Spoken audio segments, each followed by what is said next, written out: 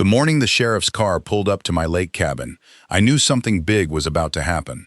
I stood on my porch, coffee cup shaking in my hand, watching Deborah Hensley march up my gravel driveway like she owned the whole lake. Her heels sank into the dirt with every step, but that didn't slow her down one bit. "Laura Bennett," she said, pointing a manicured finger at me, "you have exactly 30 days to sign this cabin over to my daughter, or the HOA will make sure you regret it." I looked down at the paper she shoved into my hands. It was a formal letter, printed on fancy paper with a gold seal at the top, demanding that I transfer ownership of my grandfather's lake cabin, the same cabin he built with his own two hands back in 1962, to Ashley Hensley, so she could use it as her wedding venue. I laughed. I actually laughed right in her face. "Deborah," I said, "this cabin has been in my family for 3 generations. It's not for sale, and it's definitely not for rent, gift, or whatever fancy word you want to use." Her face turned red, the kind of red that told me she wasn't used to hearing the word no. "You'll be sorry," she hissed, turning on her heel and stomping back to her shiny white SUV. I didn't know it then, but that was just the beginning. 3 days later, after Deborah tried to have my dock condemned, my mailbox accidentally knocked over, and a fake noise complaint filed against me for playing music at 8 in the morning, I decided I'd had enough. So I did something nobody saw coming. I drove into town, bought every roll of chain-link fencing that Miller's Hardware had in stock, rented a small trailer, and drove straight to the HOA's head office, a squat brick building on Chestnut Street where Deborah Hensley ruled her little kingdom of rules and fines. And I fenced the entire building in. Every entrance, every exit. I wrapped that chain-link fence around the whole office like a Christmas present nobody asked for, and I locked it with 3 heavy-duty padlocks. I stood back, wiped the sweat off my forehead, and smiled for the first time in weeks. I had no idea what was waiting for me the next morning. Now let me back up and tell you how all of this got started, because trust me, none of this happened overnight. It took months of small annoyances turning into big problems. Kind of like a snowball rolling down a hill, getting bigger and bigger until it turns into an avalanche. I'm 34 years old, and up until 2 years ago, I lived a pretty normal life in Columbus, Ohio. I worked as a nurse at the local hospital, I had a small apartment, and every summer, I looked forward to one thing: spending 2 weeks at my grandfather's lake cabin in a little community called Pine Haven Lake, nestled in the hills of northern Michigan. My grandfather, Walter Bennett, built that cabin with his own hands. He was a carpenter his whole life, and when he retired, he bought a small piece of land right on the edge of Pine Haven Lake and spent an entire summer building a cozy 2-bedroom cabin with a wraparound porch. He used to tell me stories about how every log, every nail, every window was placed with love.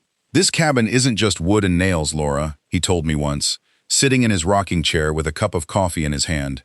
"It's a piece of our family's heart. One day, it'll be yours, and I hope you fill it with the same kind of love I did." Grandpa Walter passed away 3 years ago, and true to his word, he left the cabin to me in his will. My cousins were a little upset about it at first, but Grandpa explained in his letter that I was the only one who ever asked to come with him to the lake, the only one who ever wanted to learn how to fish or fix a leaky roof or paddle a canoe across still morning water. When I inherited the cabin, I made a big decision. I quit my nursing job in Columbus and moved to Pine Haven Lake full-time. I picked up a part-time nursing job at the small clinic in town, and I spent my free time fixing up the cabin, planting flowers, and getting to know my neighbors. And that's where I first met Deborah Hensley. Deborah was the president of the Pine Haven Lake Homeowners Association, a group of lake cabin owners who paid dues every year to keep the roads paved, the common areas clean, and the shared dock in good shape. It sounded simple enough when I first moved in. I figured, sure, I'll pay my dues, follow a few basic rules, and enjoy my peaceful life by the lake. But Deborah didn't run the HOA like a helpful little club. She ran it like her own personal kingdom. The first sign of trouble came about 2 months after I moved in full-time. I got a letter in the mail, official HOA letterhead and everything, informing me that my mailbox post was not in compliance with community aesthetic standards, and that I had 14 days to replace it with an approved design, which, conveniently, could only be purchased through a company that Deborah's husband happened to own. I thought it was strange, but I didn't want to make waves. I was new to the neighborhood, and I wanted to get along with everybody. So I paid the $80 for the approved mailbox post and installed it myself. A month later came another letter. This time, it was about my flower garden. Apparently my sunflowers, the same sunflowers my grandmother used to grow every single year, were too tall and not on the approved plant list. I remember sitting on my porch steps holding that letter, feeling my chest tighten with frustration. I called my neighbor, Mr. Thomas Reyes, who lived 2 cabins down and had been part of the community for almost 20 years.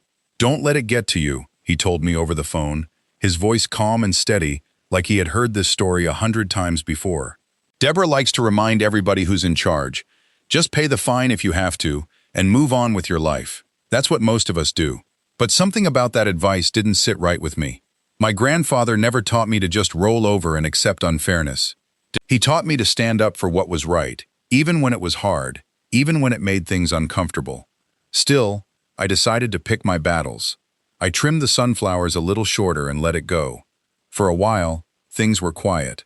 I settled into my new life at the lake. I made friends with the Reyes family. I joined the small book club that met every Thursday at the community center, and I even started teaching a free swimming class for the neighborhood kids every Saturday morning.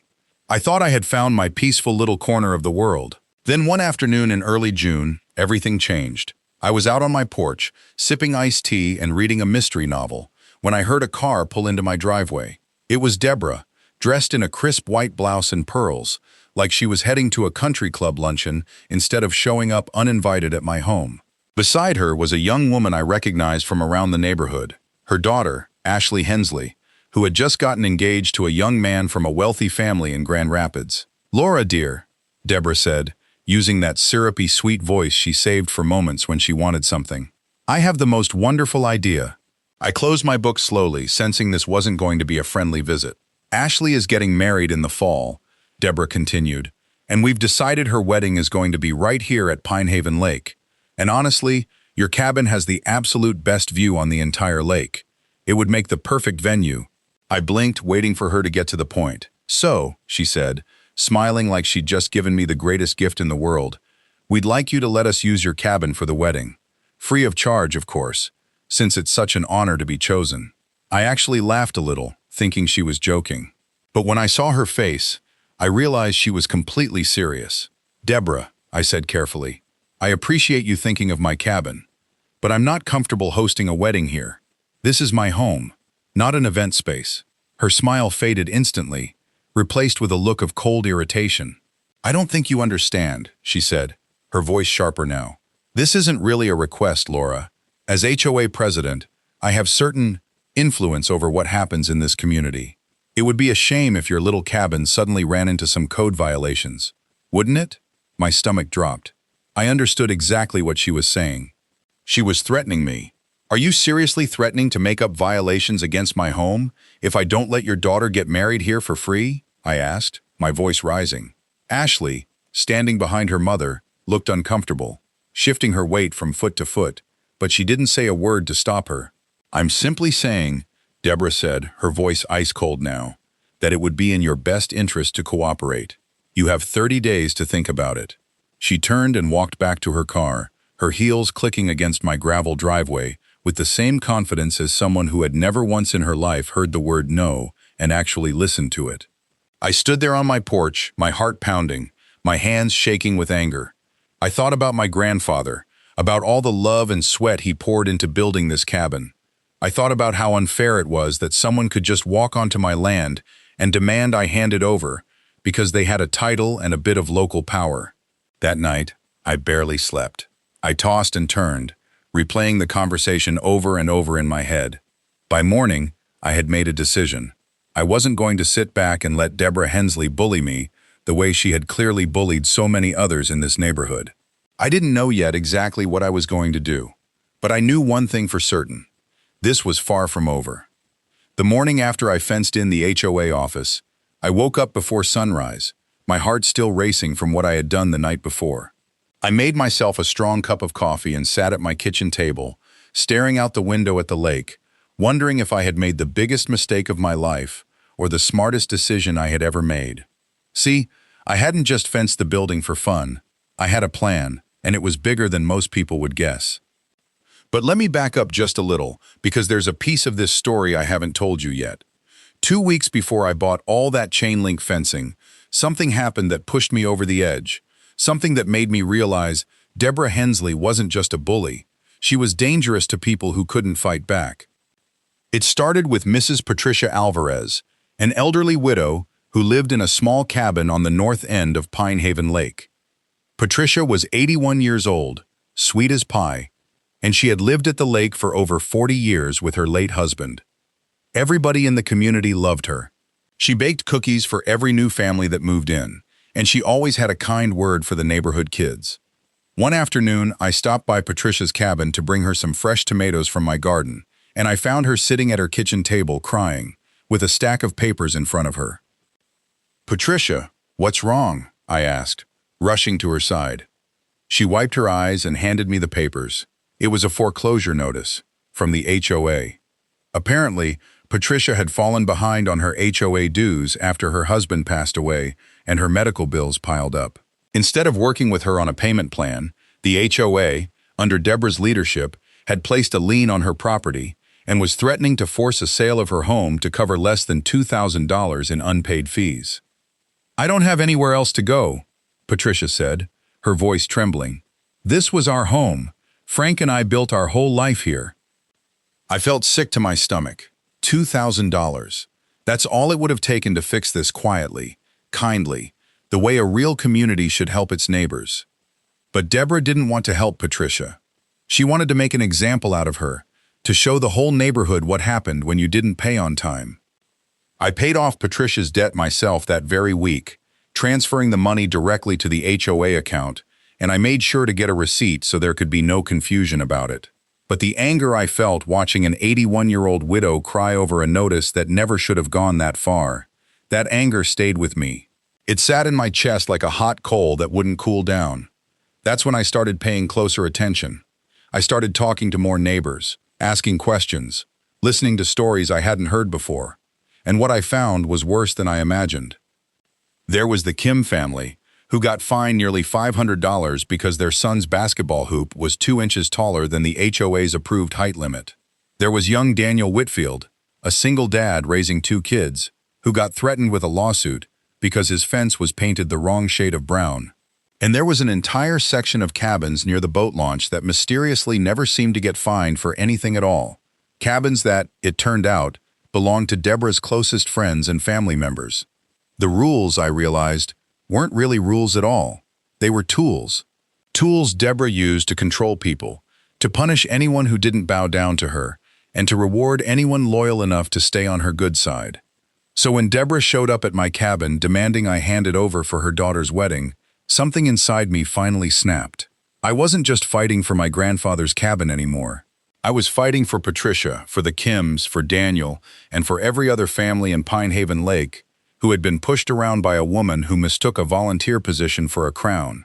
That's the less extreme part of the story I wanted you to understand before I tell you what happened after I fenced the HOA office. Now, back to that morning. After I finished my coffee, I drove into town to check on the fence, half expecting to see a crowd of angry HOA board members standing outside, or maybe even the police waiting to arrest me for trespassing. But when I pulled up to Chestnut Street, the building was quiet, too quiet. The chain-link fence stood tall and strong around the entire brick building, glinting a little in the early morning sun. The padlocks were still in place. Nobody had tried to cut through it yet, at least not that I could see. I parked my truck across the street and sat there for a moment, just staring at what I had done. Part of me wanted to laugh. Part of me wanted to throw up. A small crowd had started to gather, mostly curious neighbors on their way to work, phones out, snapping pictures of the fenced-in HOA office. I saw Mr. Reyes among them, his eyebrows raised so high they nearly disappeared into his hairline. When he spotted me sitting in my truck, he walked over and knocked on my window. "Laura," he said, trying to keep his voice low, "please tell me this wasn't you." I rolled down the window and gave him a small, tired smile. "I don't know what you're talking about, Thomas." He looked at me for a long moment, then let out a low whistle. "Well, whoever did it sure has guts. Deborah's going to lose her mind when she sees this." "I bet she already has," I said, glancing at the building. But strangely, there was no sign of Deborah. No angry phone calls, no police cars, no emergency HOA board meeting being called. It was almost like the world was holding its breath, waiting for something to happen. I decided to wait it out. I drove to the small diner in town, the one with the cracked vinyl booths, and the best blueberry pancakes in 3 counties, and I ordered breakfast, trying to calm my nerves. My phone buzzed constantly with messages from neighbors who had heard the news, some laughing, some worried for me, a few even sending me little heart emojis like I was some kind of hero. But I didn't feel like a hero. I felt like someone standing at the edge of a cliff, waiting to see if the ground beneath me was going to hold. Around noon, my phone rang. It was an unknown number. I almost didn't answer it, but something told me I should. "Hello? Laura Bennett?" a man's voice asked. It was calm, professional, nothing like the angry shouting I had been bracing myself for. "This is she," I said carefully. "My name is Gregory Sanders. I'm an attorney representing the Pine Haven Lake Homeowners Association." He paused. "I understand there was some kind of incident at our office building last night involving a fence." My heart pounded, but I kept my voice steady. "I'm not sure what you're referring to."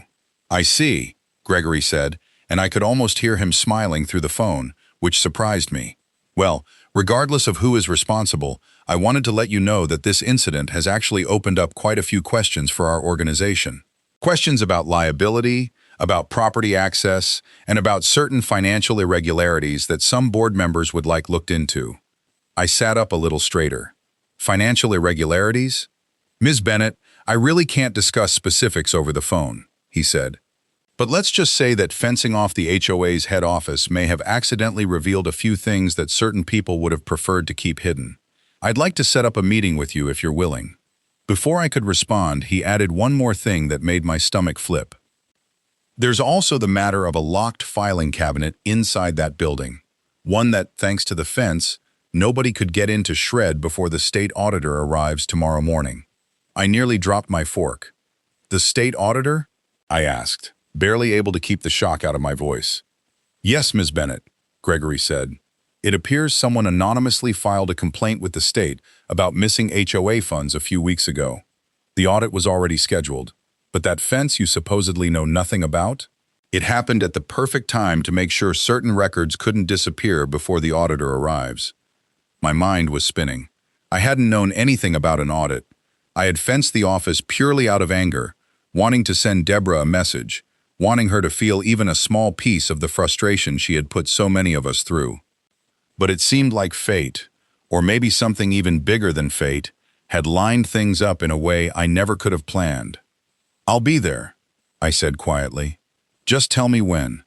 "Tomorrow morning, 9 sharp," Gregory said. "And Ms. Bennett, I'd wear something comfortable. This might take a while."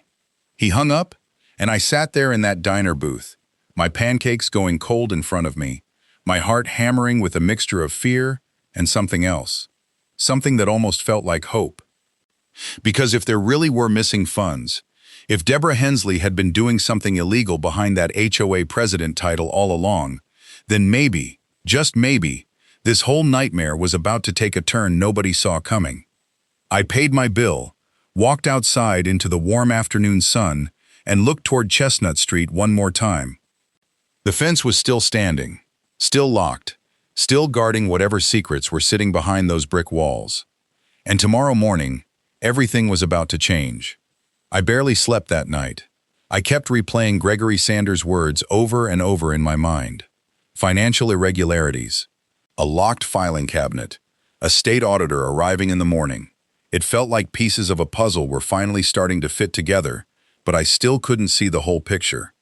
By the time my alarm went off at 6 in the morning, I had already been staring at my bedroom ceiling for almost an hour.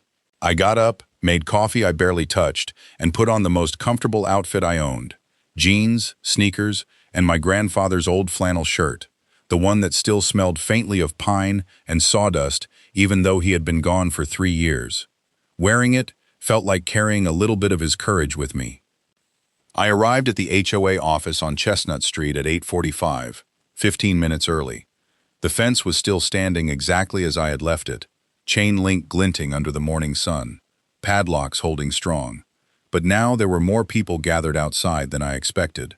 A white van marked State Auditor's Office was parked along the curb, and two people in business suits were standing beside it, clipboards in hand, looking a little confused about how to get past the fence. Gregory Sanders introduced himself to me, right there on the sidewalk. He was a tall man in his 50s, with kind eyes behind wire-rimmed glasses and a gentle, no-nonsense way of speaking that made me trust him almost instantly. "Ms. Bennett," he said, shaking my hand firmly, "thank you for coming." "Please, call me Laura," I said, "and I still haven't admitted to anything about that fence." He gave me a small smile. "Of course not, but whoever put it up did the auditors a favor. Nobody's had a chance to touch anything inside that office since the day before yesterday." One of the auditors, a woman named Ms. Patel, walked over to us, looking mildly annoyed. "Can somebody please explain why there's a fence around a public building?" "We're working on that," Gregory said smoothly. "In the meantime, do you have bolt cutters?" It took almost 20 minutes for someone to find bolt cutters strong enough to snap through the padlocks. When the fence finally came down section by section, a small crowd of neighbors had gathered to watch, including Mr. Reyes, who stood next to me with his arms crossed and a look of pure amusement on his face. "You really outdid yourself this time," he whispered to me. "I still don't know what you're talking about," I whispered back, though I couldn't hide my small smile. Once the fence was cleared, the auditors went inside, along with Gregory and two HOA board members who had been notified about the audit. I wasn't allowed inside myself, since I wasn't a board member, but Gregory promised he would tell me what he could once things settled down. I sat on a bench across the street for almost 3 hours, watching people go in and out of that brick building, boxes of files being carried out one by one. My phone buzzed constantly with texts from neighbors asking what was happening, but I didn't have any real answers to give them. Around noon, Deborah Hensley finally showed up. She stormed out of her white SUV, dressed in a sharp navy blue suit, her face pale and tight with anger. She marched straight toward the office entrance, but a security guard, one the auditors must have called in, stopped her at the door. "Ma'am, I'm sorry, but you're not permitted inside during the audit," he said. "Excuse me? I am the president of this homeowners association," Deborah snapped, her voice loud enough that half the street could hear her. "I understand that, ma'am, but our office received specific instructions that no current board members are to enter the premises until the audit is complete." Deborah's eyes darted around, searching the crowd, and when they landed on me sitting on that bench, her face twisted into something between fury and panic. "You," she said, storming across the street toward me. "This is your doing, isn't it? The fence, the audit, all of it." I stood up slowly, keeping my voice calm even though my heart was pounding. "Deborah, I really don't know what you're talking about. I've just been sitting here, minding my own business." "Don't play games with me," she hissed. "You've been asking questions all over the neighborhood, talking to Patricia Alvarez, the Kims, that Whitfield boy. You think I don't know what you're doing?" I felt a flash of anger rise up inside me, hot and sharp. "I think you've been hurting people for a long time, Deborah, and using this HOA like it's your own personal piggy bank. And I think it's about time somebody found out the truth." Her face went white, then red, then a strange shade of purple I had never seen on a person before. "You have no idea what you're dealing with," she said, her voice shaking now, though whether from anger or fear, I couldn't quite tell. "I have friends on the county board. I have connections you can't even imagine. I will ruin you, Laura Bennett." "Maybe," I said quietly, "but right now, there's a team of state auditors going through every file in that building. And from what I hear, they've already found a locked filing cabinet that somebody was in an awful hurry to get into before today." Deborah's mouth opened, then closed, like a fish gasping for air. For the first time since I had met her, I saw something in her eyes that looked almost like fear. She turned without another word and stormed back to her car, but not before shooting me a look so full of hatred it sent a chill down my spine, despite the warm summer sun. I sat back down on the bench, my hands trembling slightly, and Mr. Reyes came to sit beside me. "You know," he said, "when you first moved here, I thought you were just a sweet young nurse who liked fishing and sunflowers." "I am a sweet young nurse who likes fishing and sunflowers," I said. "Sure," he chuckled. A sweet young nurse who apparently isn't afraid to go head-to-head with the scariest woman in 3 counties. I let out a small laugh, the first real laugh I'd had in days, and for a moment, sitting there on that bench in the warm sun, I felt a little bit of hope creeping back into my chest. But that hope didn't last very long. Around 2 in the afternoon, Gregory came out of the building, his face serious, a thick folder tucked under his arm. He walked straight over to me, glancing around to make sure nobody else was close enough to hear. "Laura," he said quietly, "I need to tell you something, and I need you to stay calm." My stomach tightened immediately. "What is it?" The auditors found the filing cabinet. It was locked, like I said, but they got a locksmith to open it about an hour ago. He paused, choosing his words carefully. Inside, they found records going back almost 6 years, falsified expense reports, inflated maintenance invoices, and payments made to shell companies that all seemed to trace back to accounts controlled by Deborah and her husband. "So she really was stealing," I said, feeling a strange mix of vindication and sickness settle in my stomach. "It looks that way," Gregory said. "But Laura, there's more. Some of these documents mention your grandfather's property specifically." My heart skipped. "What do you mean?" Gregory flipped open the folder and pulled out a page, handing it to me carefully. "There's a document here, dated almost 8 months ago, showing an attempt to rezone your grandfather's cabin property and the surrounding lakefront lots for commercial development. It looks like Deborah wasn't just trying to get your cabin for her daughter's wedding as a one-time favor."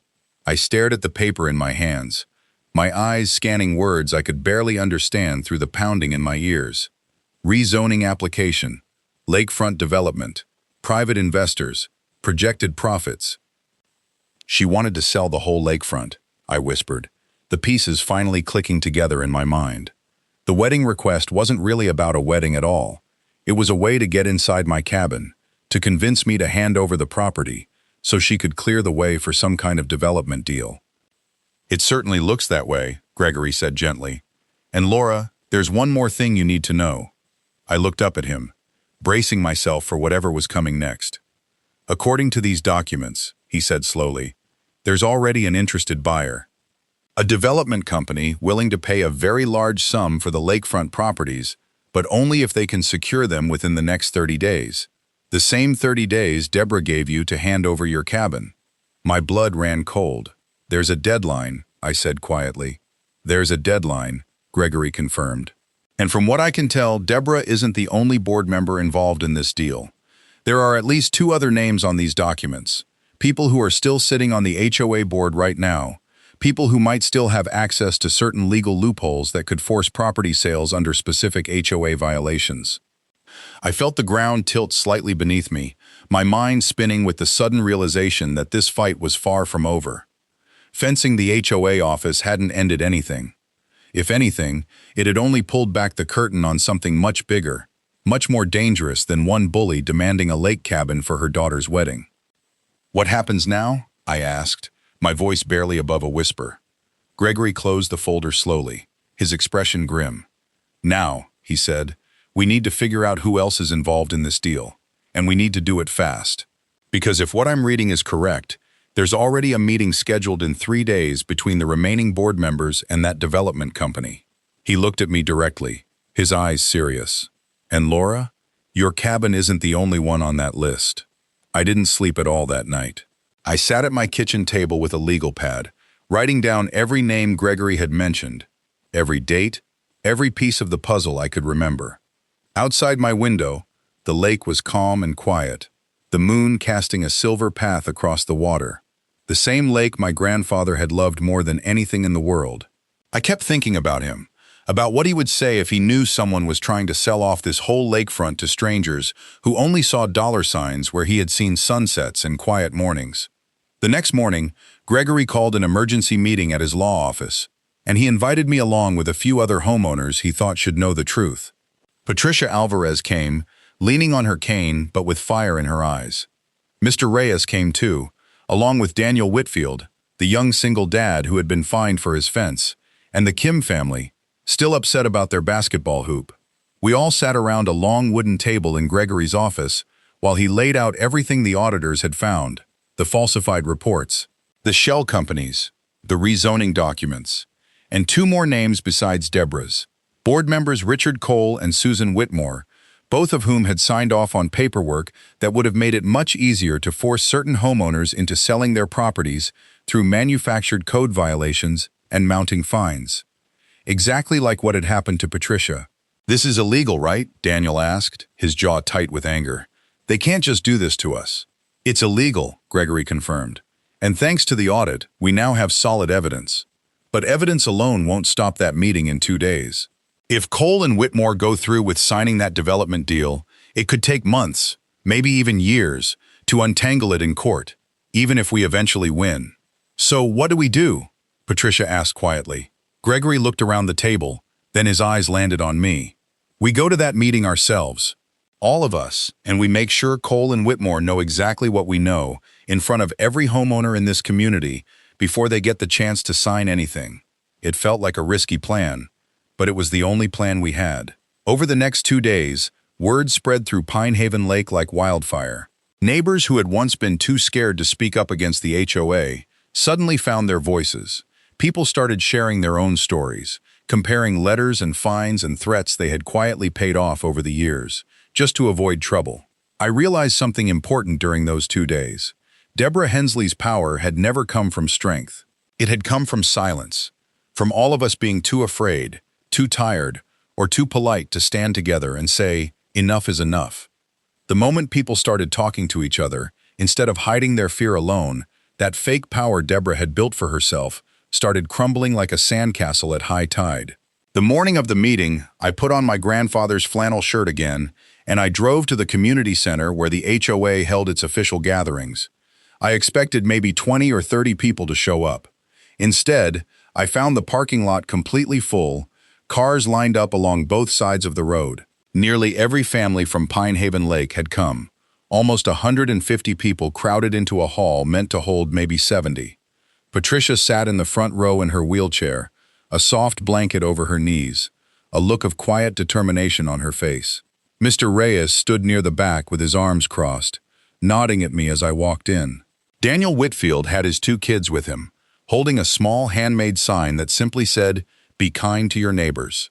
Deborah arrived 15 minutes later, with Richard Cole and Susan Whitmore beside her, along with 2 men in expensive suits I didn't recognize, who I later learned were representatives from the development company. Deborah's confident smile faltered the moment she saw the size of the crowd waiting for her. "What is all this?" she muttered to Richard, though her voice carried far enough for people nearby to hear. Gregory stood at the front of the room and called the meeting to order. He explained calmly and clearly what the state audit had uncovered, laying out the falsified records, the hidden payments, and the rezoning plans, all while Deborah's face grew paler with every word. Murmurs rippled through the crowd, gasps here and there, but mostly what I felt in that room was a quiet, steady anger, the kind that doesn't need to shout to be powerful.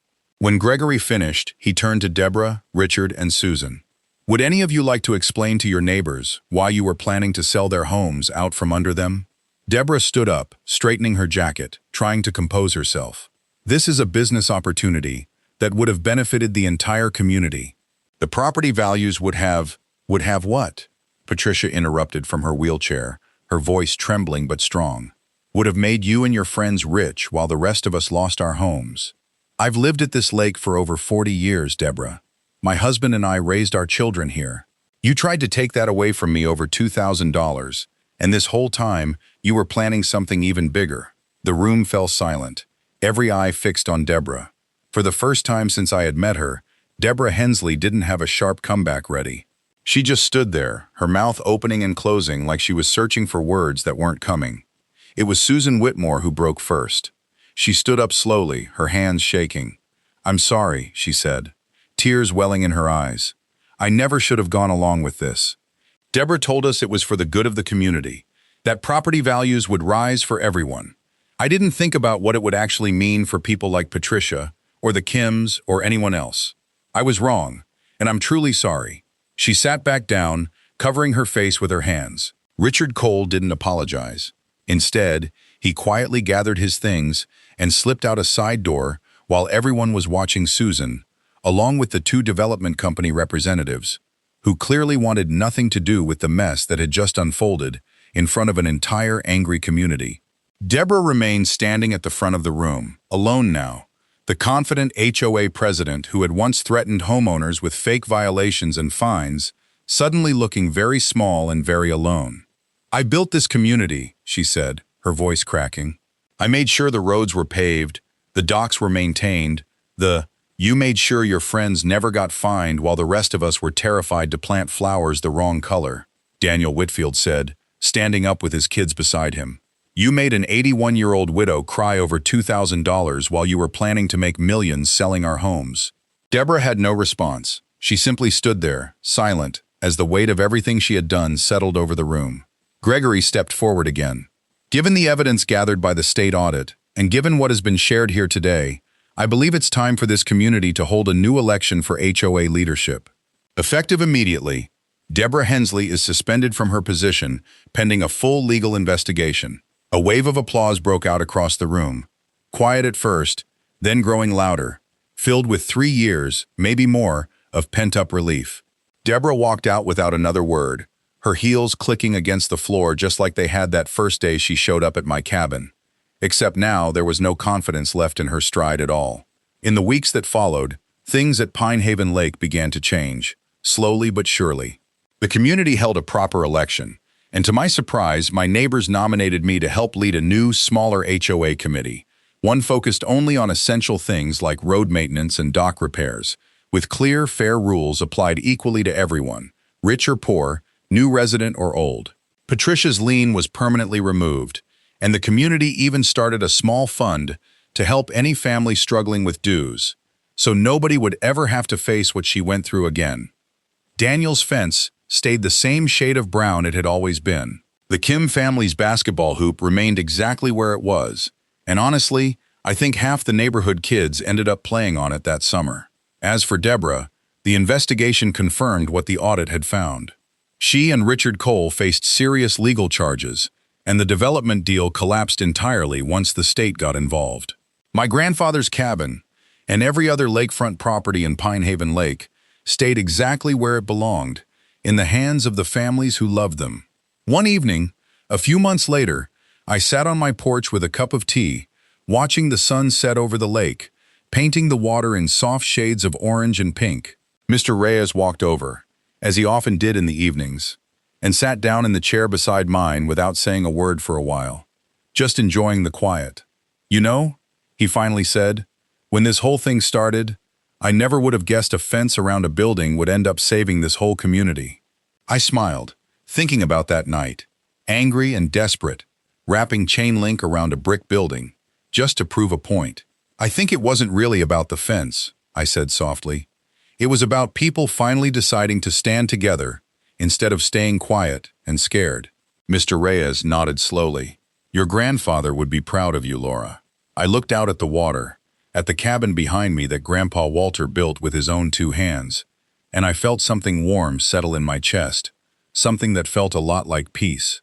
"I hope so," I whispered, "because in the end, this story was never really about a lake cabin, or an HOA, or even about Deborah Hensley. It was about kindness, about standing up for the people around you, especially the ones who feel like they don't have a voice of their own. It was about remembering that even the smallest act, like refusing to give up your grandfather's cabin, can create ripples big enough to change an entire community for the better. And sometimes, all it takes is one person brave enough to put up a fence.